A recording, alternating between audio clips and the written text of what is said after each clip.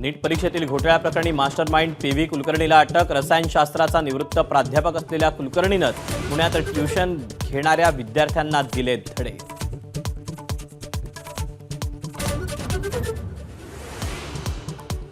नीट परीक्षा रद्द झाल्याच्या नैराश्यातून 2 विद्यार्थी आणि एका विद्यार्थिनीची आत्महत्या.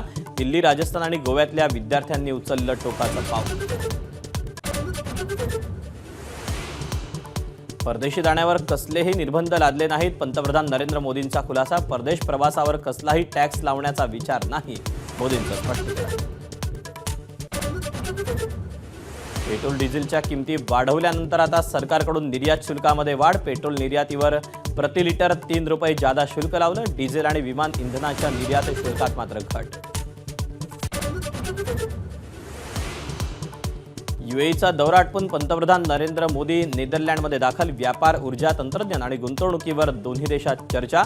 सेमीकंडक्टर संबंधी करार होण्याची शक्यता.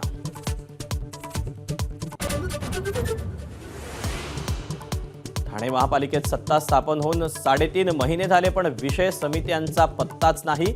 भाजपनं नवी मुंबईत शिवसेनेला स्थान दिलं नसल्यानं शिवसेनेनं डाव खेळल्याची चर्चा.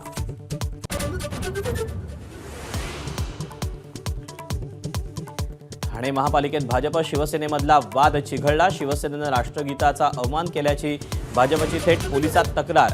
आमसभेत 5 मिनिटात 235 ठराव मंजूर केल्यानं भाजप नाराज. सातारा गॅझेट लागू केलं नाही म्हणून मनोज जरांगे पुन्हा आंदोलन छेडणार. आज बैठक घेऊन आंदोलनाची तारीख जाहीर करणार. महिनाभरात सातारा गॅझेट लागू करण्याचं आश्वासन 8 महिन्यानंतरही अपूर्णच.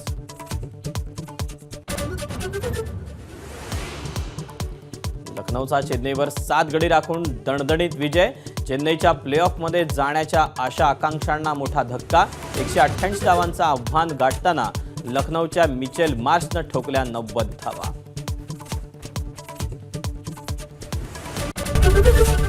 एबीपी माझा, उघडा डोळे बघा नीट.